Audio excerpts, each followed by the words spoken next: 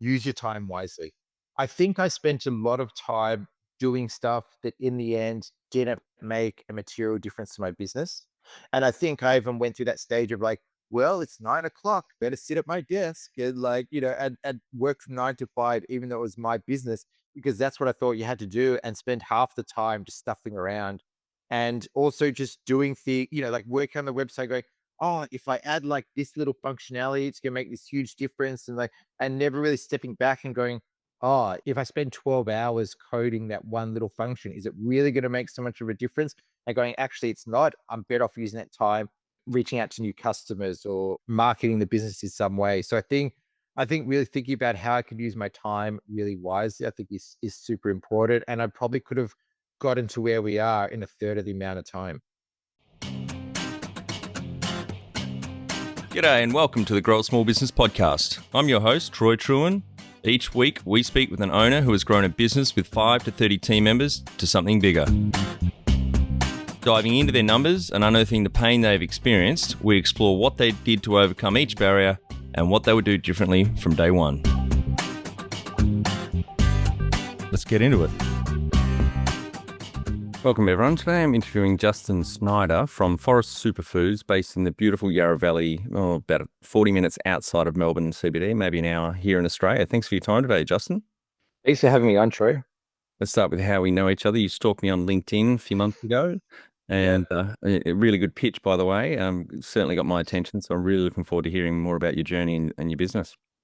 Yeah, I've been on the podcast train most this year, and I love just chatting to people about business and about growing food and about Bitcoin and about all kinds of things that interest me. It seems like a really, out of all the hats you wear as a business owner, the talking to people about stuff you're passionate about seems like the easiest part of it. Absolutely. Fun fact for your next pub trivia night, Australians are the highest consumers of podcasts in the world. 40% of adults will listen to at least one episode a week and 10% listen to 6, 7 or more. Wow. And, that's just going to keep growing. And I know for myself, when I'm in the garden and I'm pulling out weeds and stuff, like I'll put a podcast on. There's so many good ones out there. It's awesome. Yeah. Well, tell our audience a bit about your business, what it does and how it makes money. So Forest Superfoods sells the highest quality supplements on the planet. So we do stuff without fillers, without additives, without extractions, just kind of focus on what nature does. So if nature grows a mushroom in a particular way, we think about how can we get that mushroom to the consumer as close to how it appears fresh as possible. And we serve customers in Australia and around the world with our high quality supplements that are, designed to help people improve their lives naturally through really just adding these unusual kinds of foods to their diet. Right. And so you're exporting already?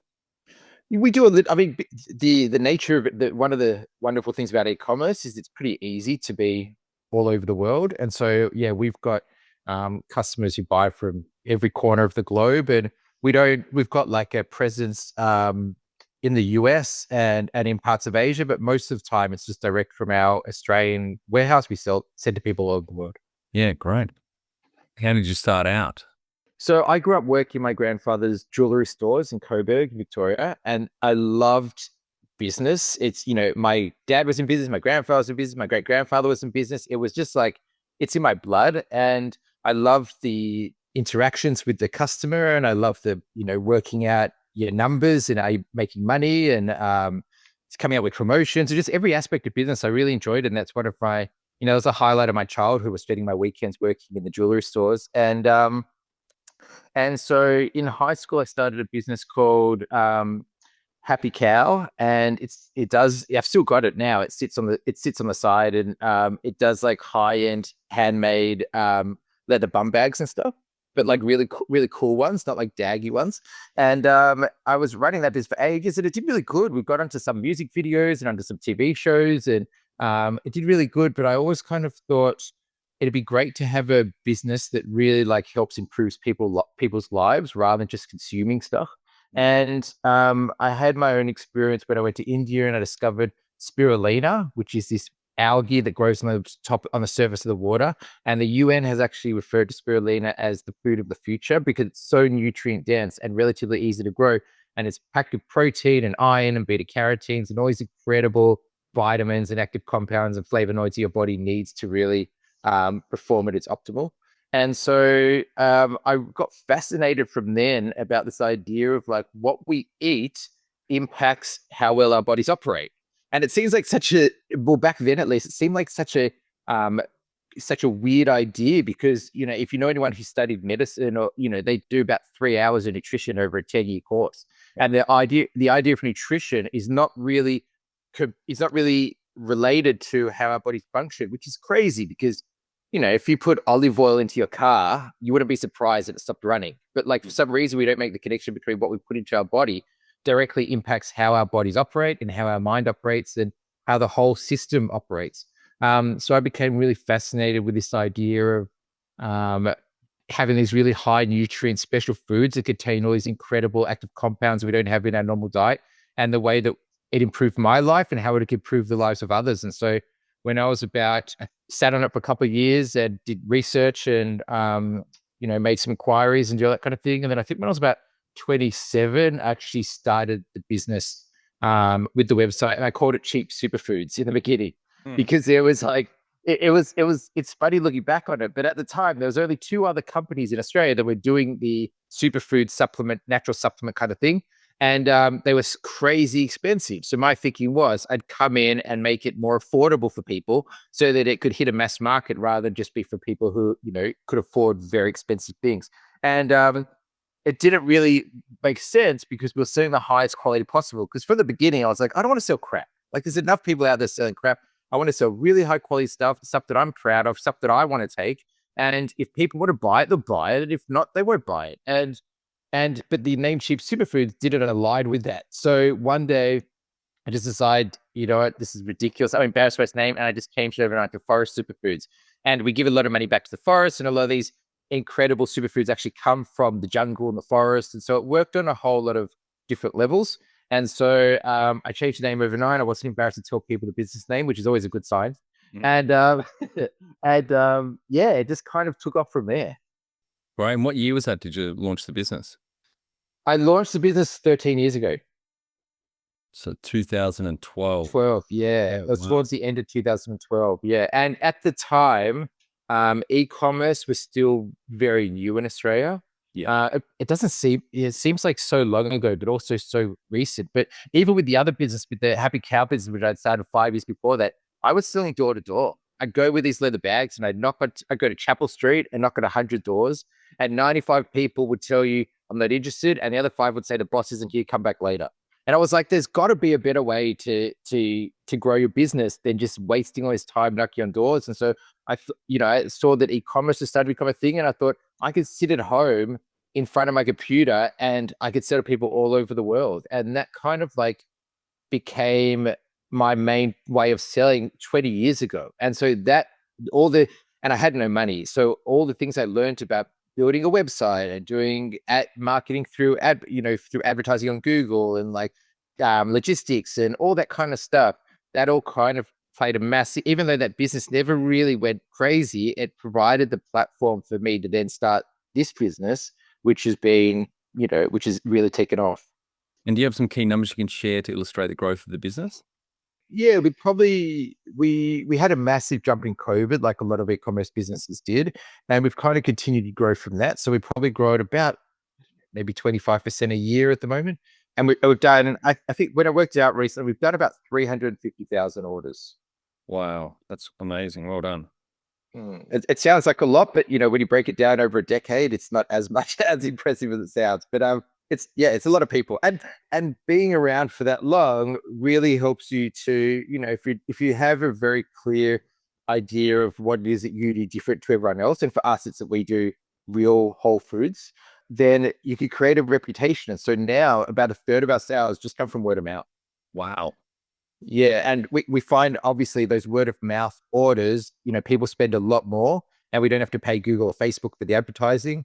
So yeah, but I think for any small business, it's really important to think about, how can you boost sales through word of mouth, because it's the best form of marketing.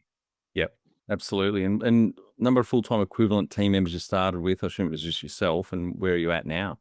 Yeah, so I started myself and a business partner who was a very good mate of mine at the time, and I studied accounting at uni, so I come from like an accounting management numbers background, and he came from like creative design and graphic design, all that kind of stuff. So it seemed like a good combination. But he kind of lost interest after a couple of years, and I brought him out, and then kind of that's when it really started to take off because I was like, well, now it's all on me, and so I really started to put my time and effort into it. But we have 10 employees. I think we've got 10 full timers now. And then, subcontractors for all different kinds of things as well. And, the work on specific areas of business, but 10 in house. Yep. No, fantastic. When was the moment you felt like you had succeeded? I'll let you know when it happens. I'm going to delete this question. 80% of entrepreneurs answer that way. Oh, do they? Yeah, yeah. Okay. I thought I was being really unique.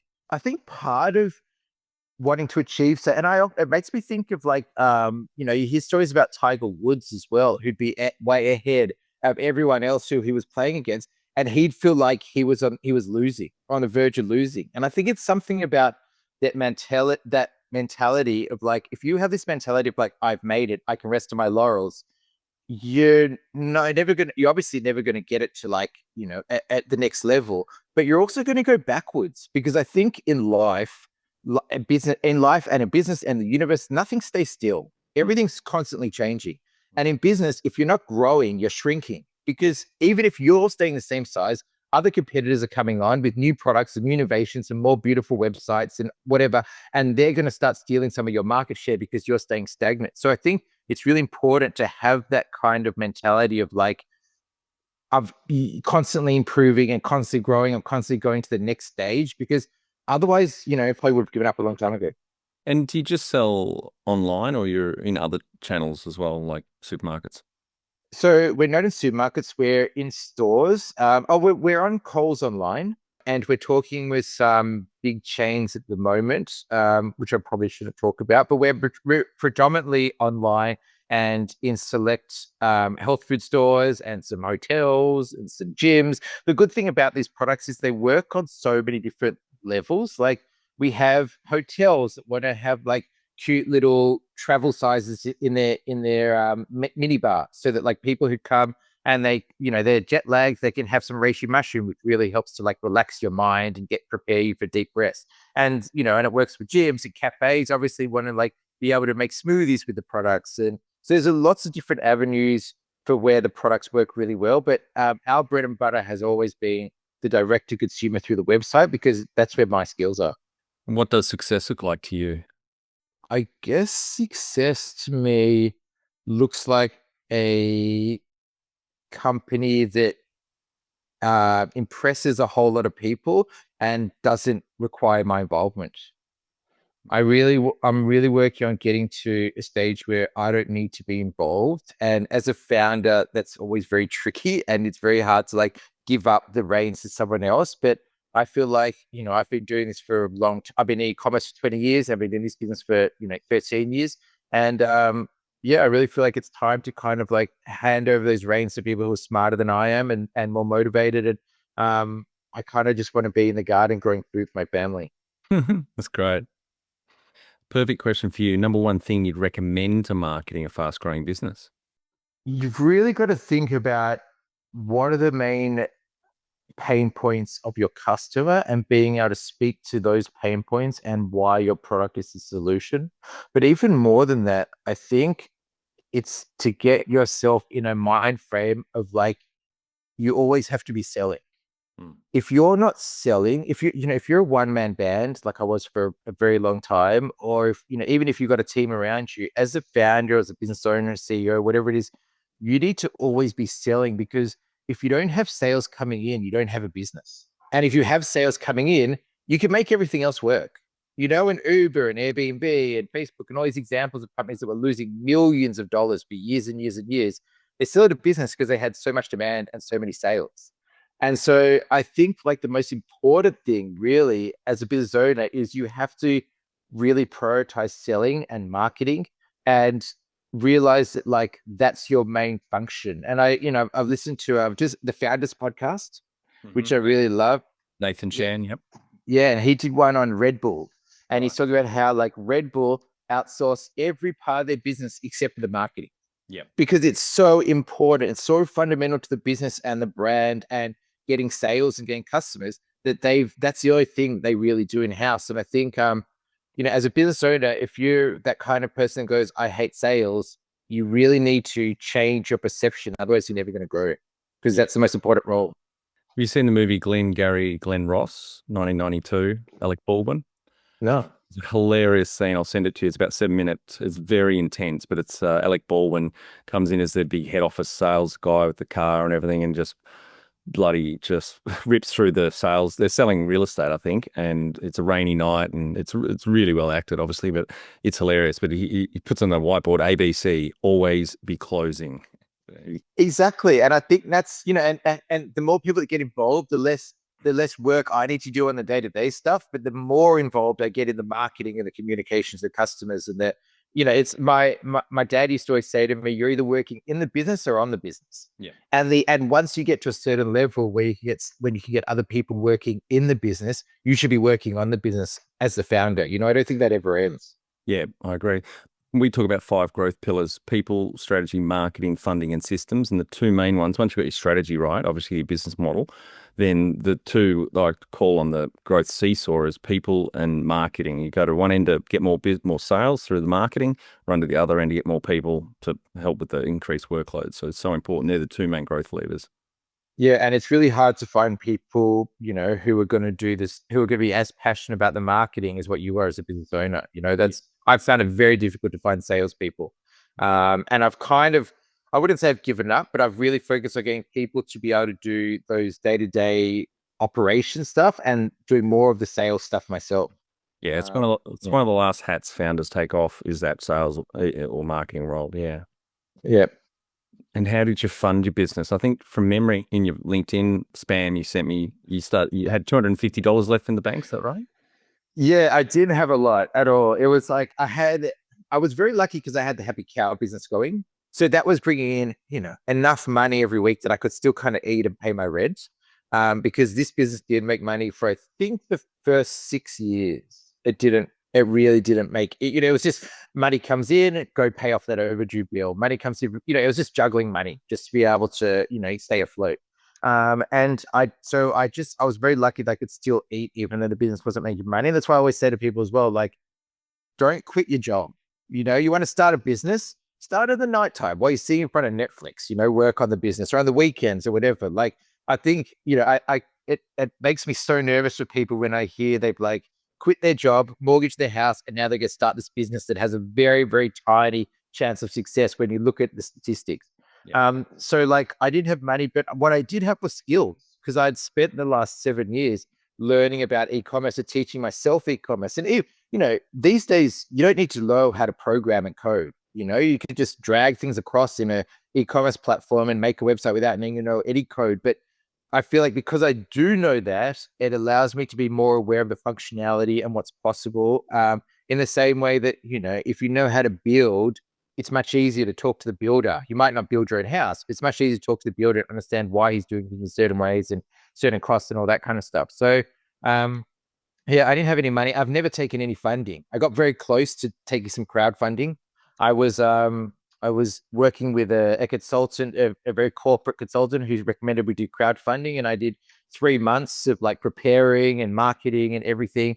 And the night before it was meant to go, they estimated we're going to get between $1 and $2 million from the crowdfunding.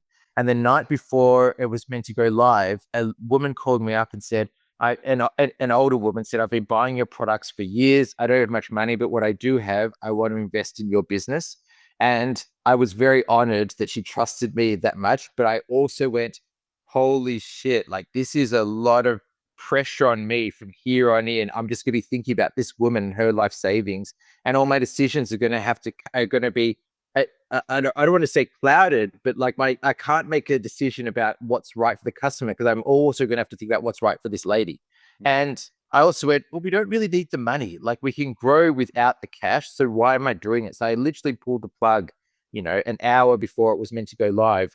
And I think that was looking back, it was a really good move. And I'm really glad I did that because it's allowed us to be able to focus on doing the highest quality products. And like, everyone says they do really great quality products and it works really good, but like we can actually do that because we could freeze dry our products, which cost 10 times more than spray drying.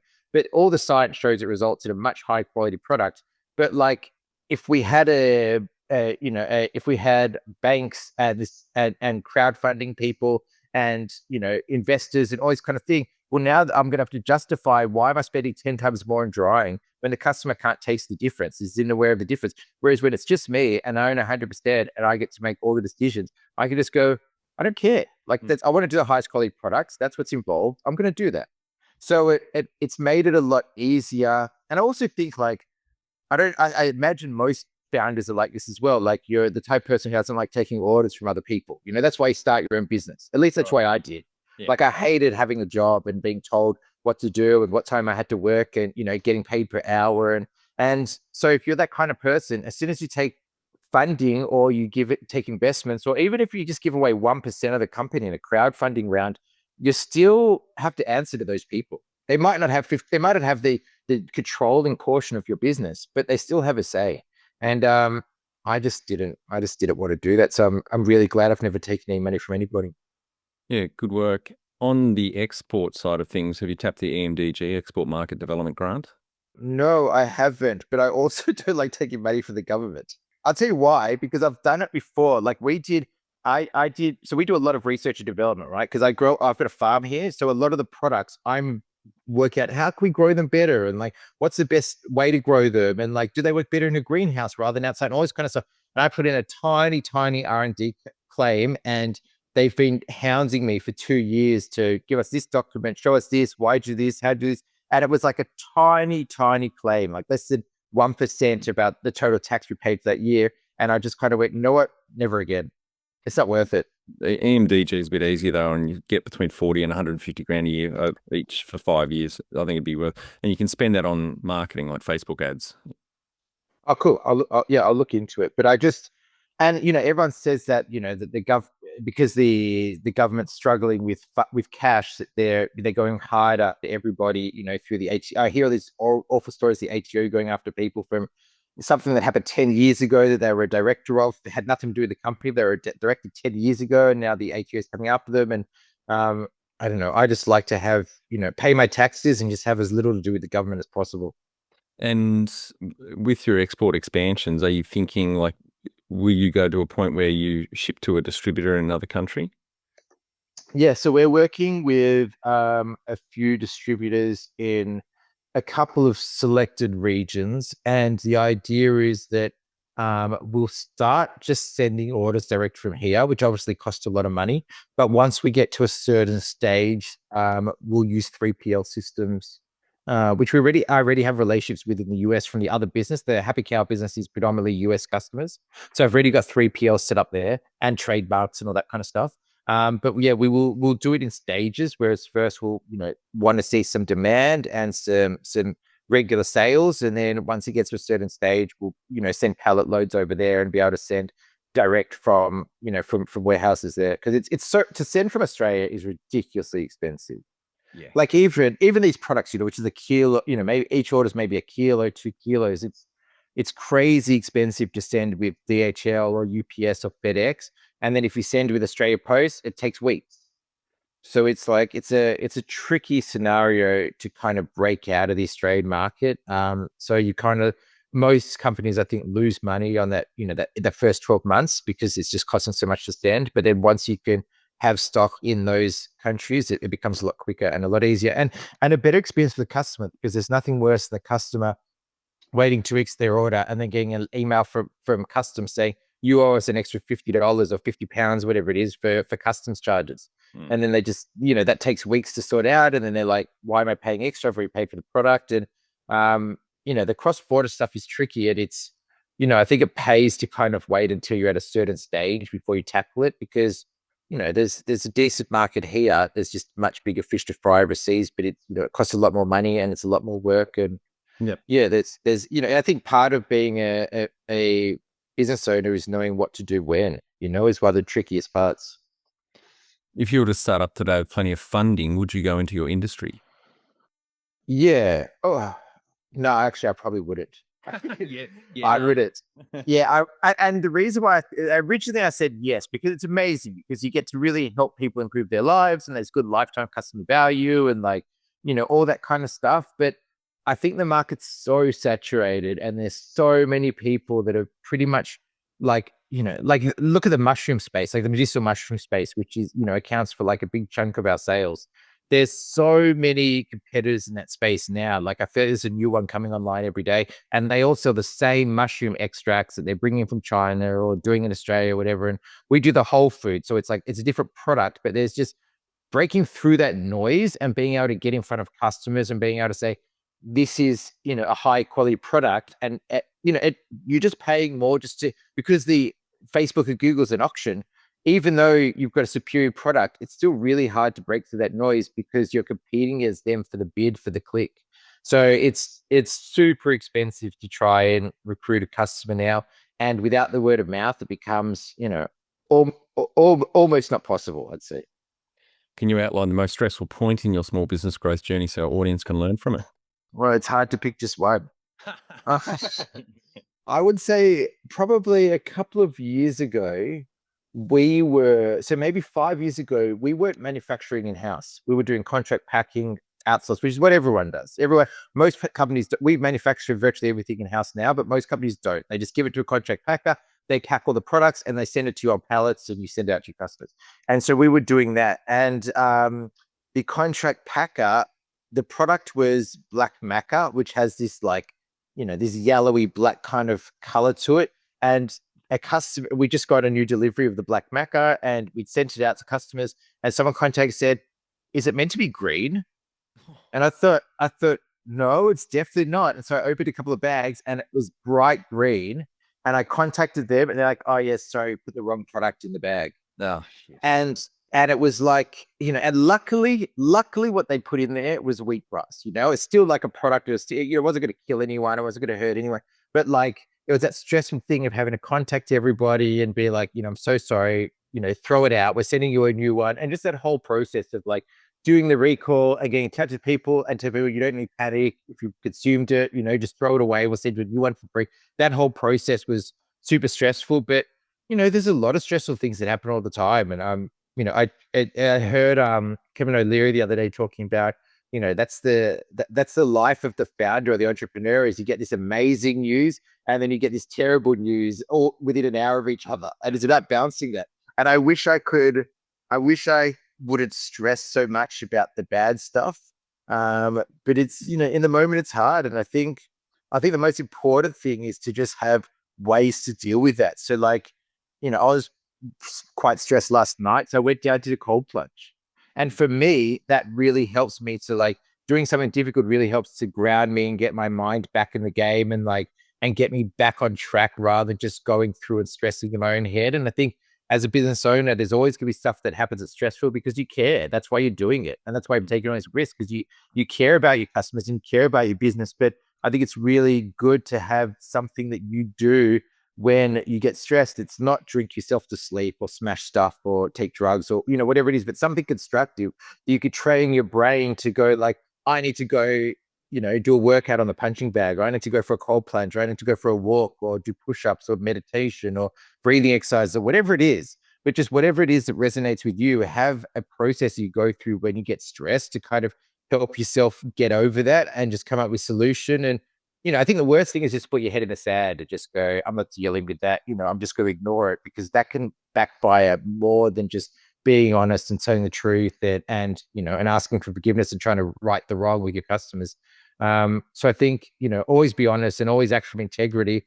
And, there's going to be stressful times, and have a process that you go through to help yourself get over that stress. And if you can make it something that's positive, that's also healthy for you, I think long term you'll be better off as well. What area in business do you feel you've had to work on the most to add the greatest value? Customer acquisition. So we've always been so like most online businesses are either like more Google dominated with ads or Facebook dominated. And we've always been Google dominated. So what that generally means is people are going online, they're searching for lion's mane mushroom, they see our ad and they go, oh, cool, this is Australian grown and it's not a diluted extract, I'll buy from them. But we needed to be able to introduce our products to people who'd never heard of lion's mane mushroom before, or ashwagandha or moringa or whatever it is. And so we've really spent the last 12 months really focusing on Facebook and TikTok and all those kind of places where we can introduce the products to people who've never heard of them before. And that's really made a massive difference because now we've been able to acquire customers who weren't looking for the products we were selling.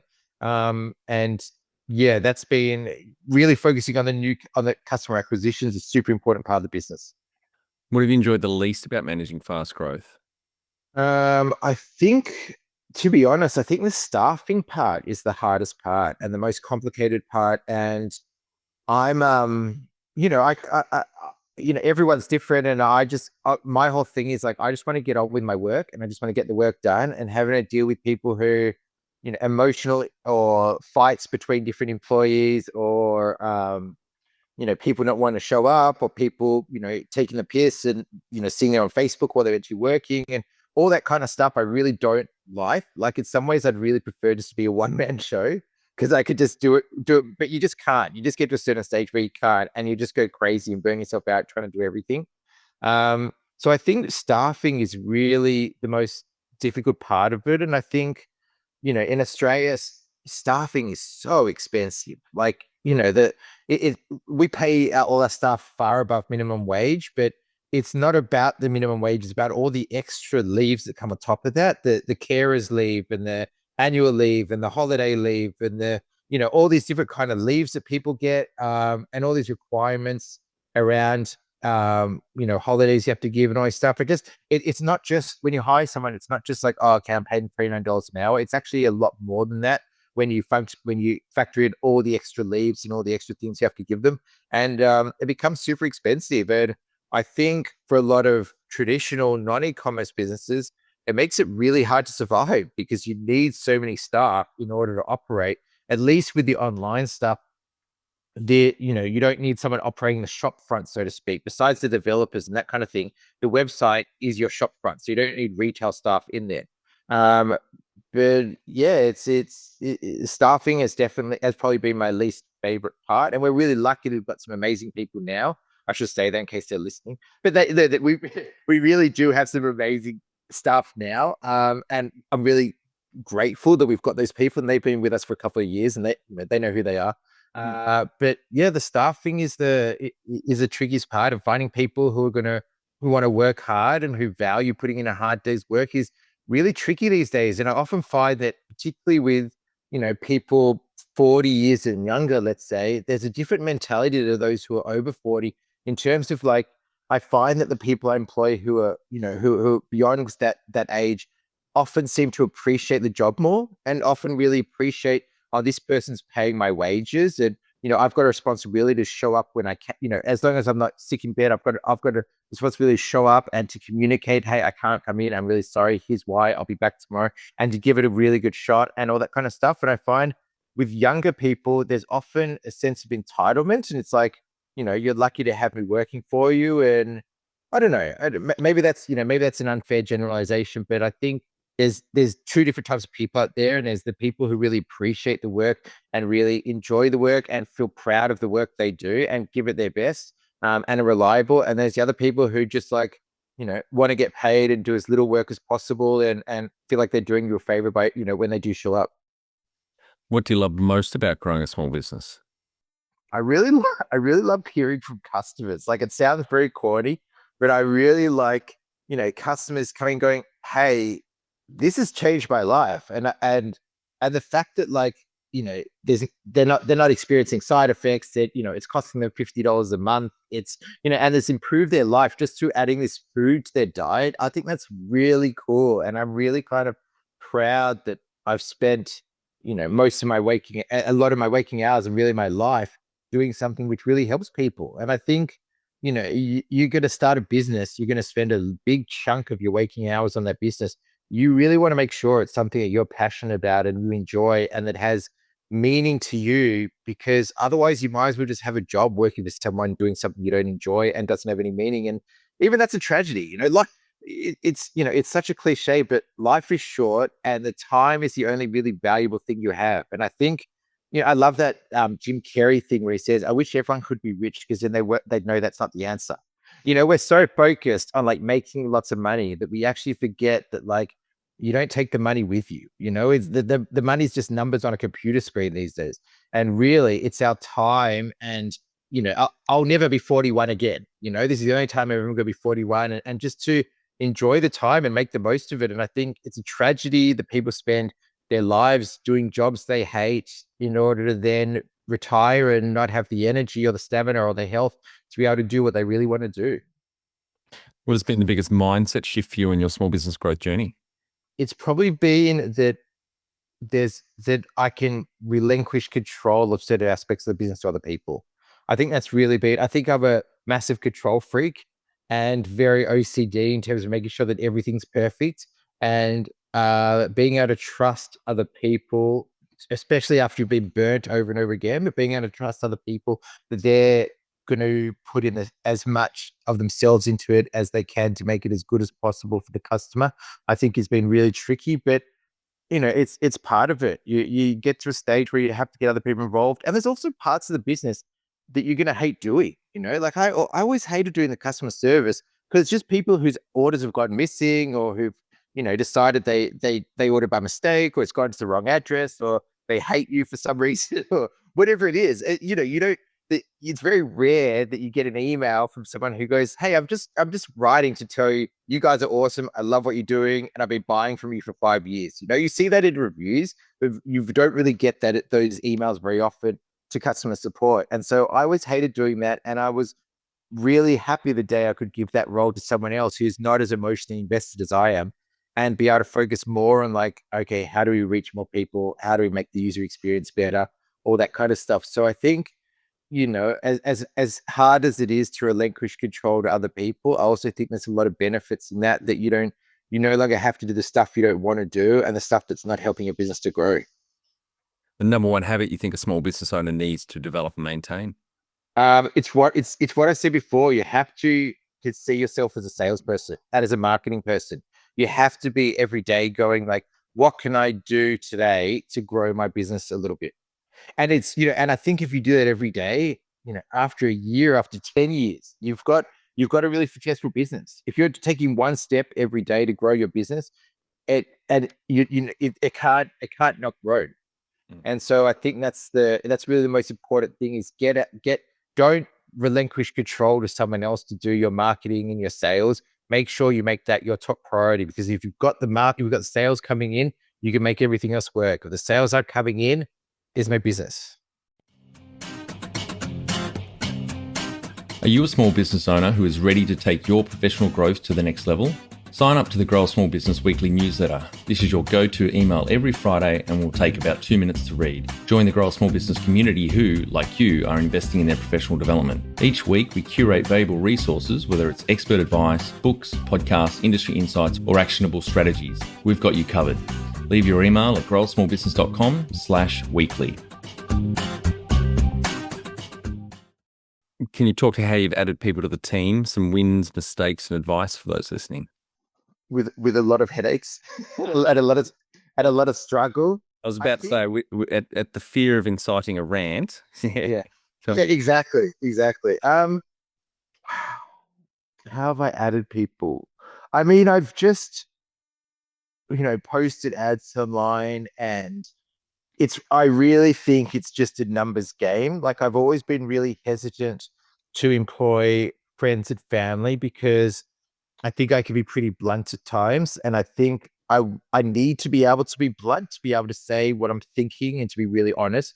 And if it's someone who's a friend or a family member, I think now it gets really tricky because you have to go, well, how can I say this in a nice way, and should I even bother bringing this up? And like, it clouds your ability to communicate properly.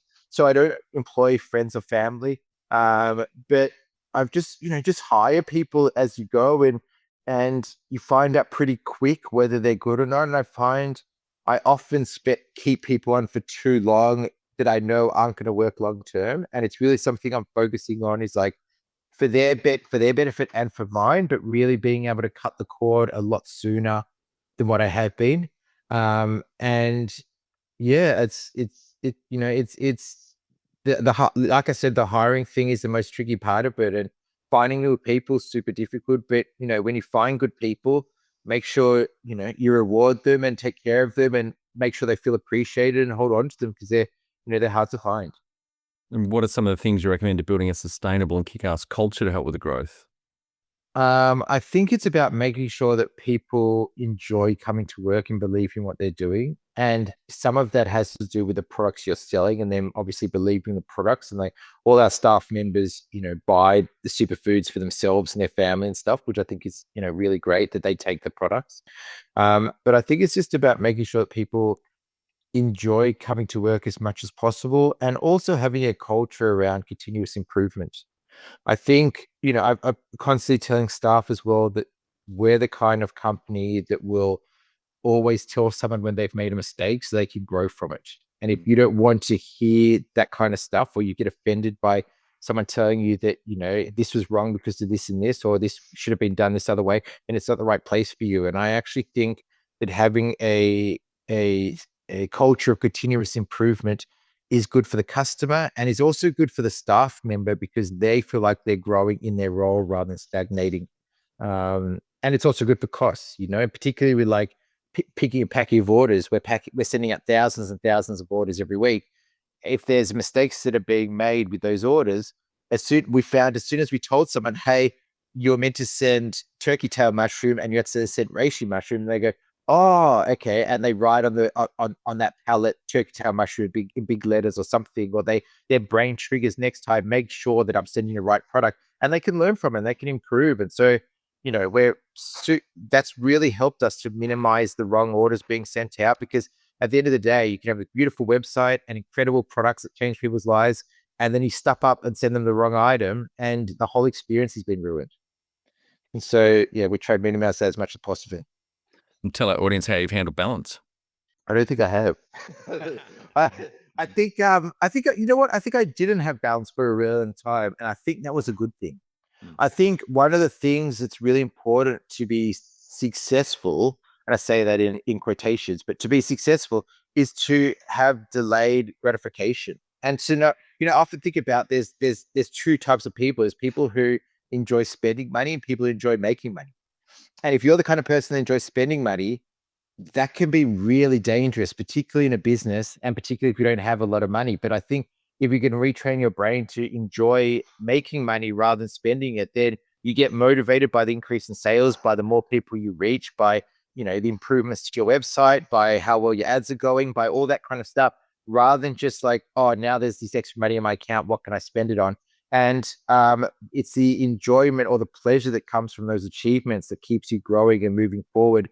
And so for 10, maybe 15 years, if you include the times before Happy Cow, I didn't have balance. I would just work all day, every day. And I enjoyed that. And I could see the improvements I was making. And I was adamant that I was going to make it successful, and I was going to get past that stage where I'm just juggling money to try and pay bills, and get to a place where we had more than enough to pay our bills. It didn't need outside funding. It didn't worry about going bankrupt, or whatever those kind of things that concern all small businesses in the beginning. I Once we got past that stage, I think I've got it now in the last couple of years to a stage where I've got, oh, we've got the business is big enough, and we've got enough funds and enough stability that I can start bringing other people, and I can start working less. And I love, just like I said before, I love just being in the garden, growing food and swimming in the dam and feeding the animals and building stuff. And I take a lot of time now to do that. And I find my work actually improves because I'm not just sitting at my desk all the time putting in the hours. I'm working when I want to work, and for that, I'm doing much better quality of work, I think. And how much professional development have you invested in yourself? Not very much. I think something. I think like Books and yeah, podcasts? Yeah. exactly. I haven't really gone out. I've never really done the mentoring thing, or like go to conferences or that kind of stuff. But I read a lot of business books. I read a lot of marketing books. I listen to hours of business podcasts every day. I read a lot of articles. I've done, a lot of trial. I've obviously spent 20 years, trying different things. So yeah, I probably invest a lot, but maybe not in the traditional ways. And you haven't had mentors or coaches along the way?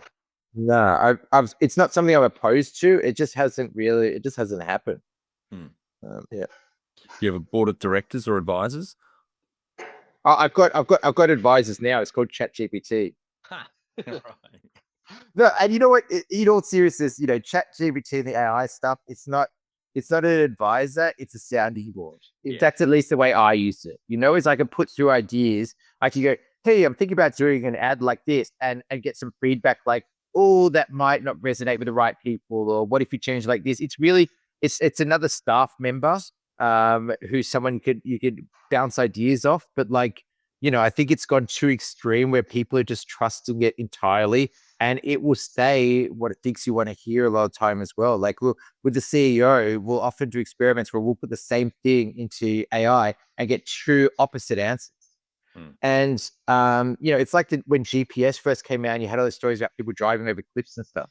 Like we kind of need to pull back the AI thing a little bit and go, this is just a tool that's there to sound ideas off and to have an extra. It's I heard it described the other day as an intern at your company.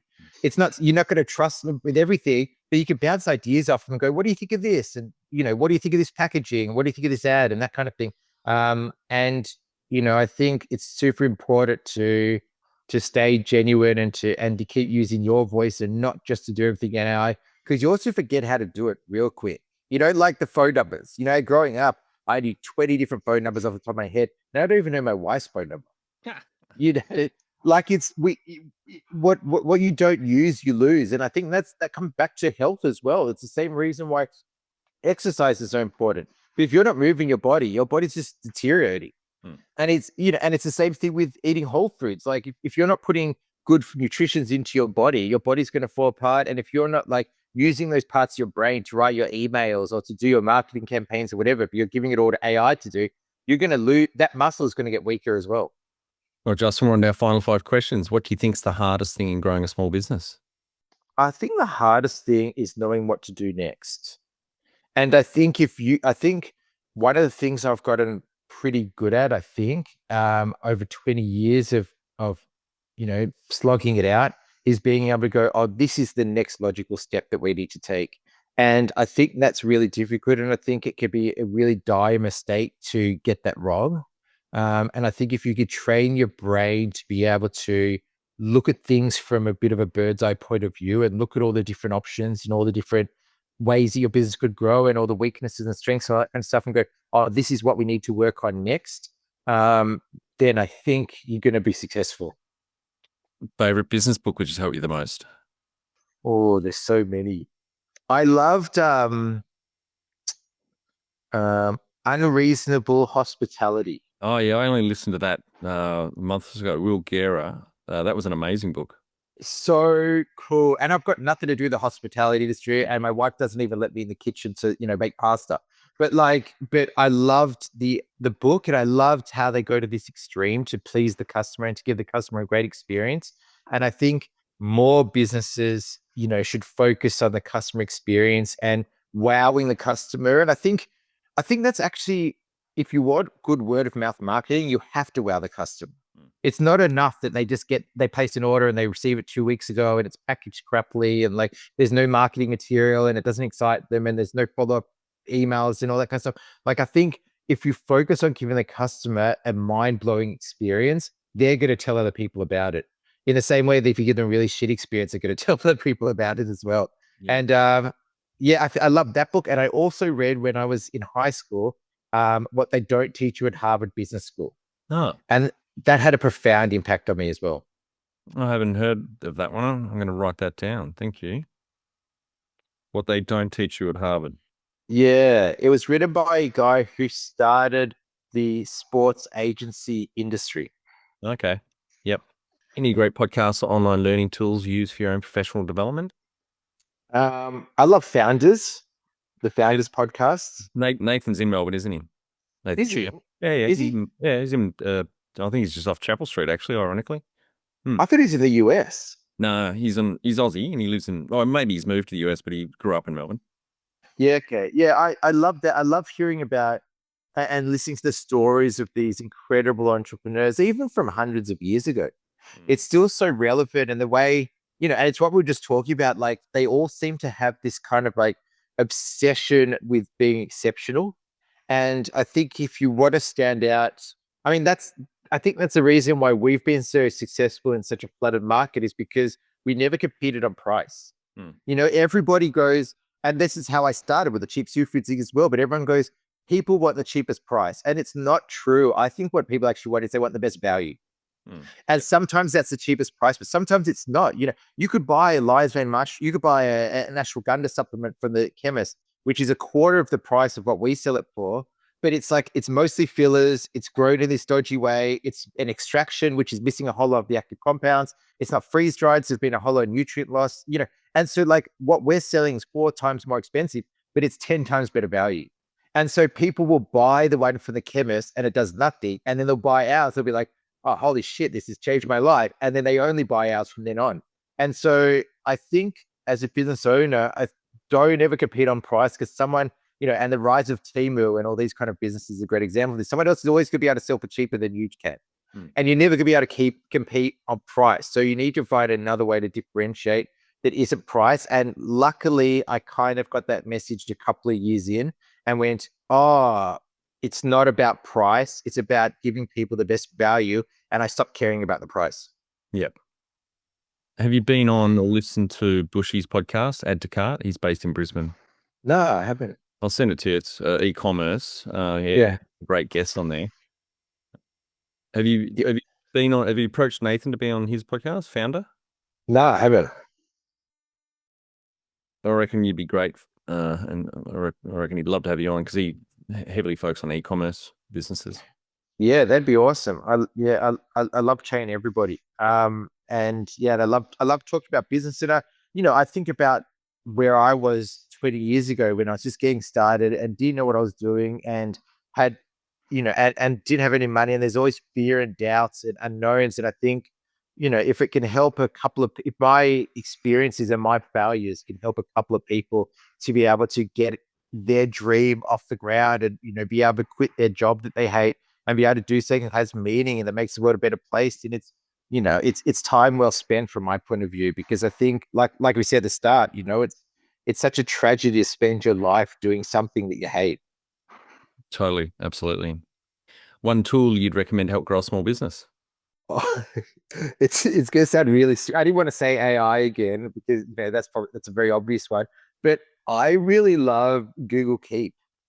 Mm-hmm. And so I use it all day, every day, to write down notes and to-do lists and reminders for myself and things I need to do. And I even use it for the veggie garden, things I've got to do. And I think having lists is super important as a business owner, because you're always juggling so many different hats and so many different things. Trying to keep it in your own head, you're just going to forget stuff. And it's so much better just to get it out of your head and onto a piece of paper or into an app in this case.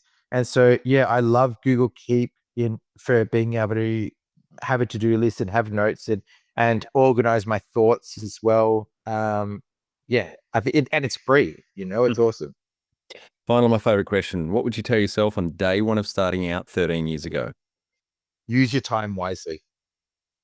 I think I spent a lot of time doing stuff that in the end didn't make a material difference to my business.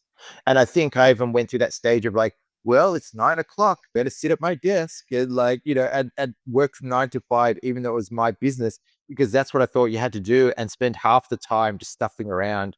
And also just doing like working on the website going, oh, if I add like this little functionality, it's gonna make this huge difference. And never really stepping back and going, oh, if I spend 12 hours coding that one little function, is it really going to make so much of a difference? And going, actually, it's not. I'm better off using that time, reaching out to new customers or marketing the business in some way. So I think really thinking about how I can use my time really wisely, I think is super important. And I probably could have gotten to where we are in a third of the amount of time. Thanks so much for your time today, Justin. Awesome to chat. You grew up working in grandfather's jewelry store in Melbourne and got hooked on small business. Then after a trip to India, got fascinated in what we eat impacts how our bodies operate. So in 2012, age 27, with all of $250 in your bank, launched Forest Superfoods with a business partner who you bought out a couple of years later, selling high quality supplements around Australia and now around the world. 25% year growth and 350,000 orders to date with a team of 10. So congratulations to you and the team on the phenomenal growth. Thanks, buddy. That's it. Thanks for listening. Please leave a review in iTunes or whatever platform you listen to us on. It means more small business owners will find our cast and help people with their business growth journey.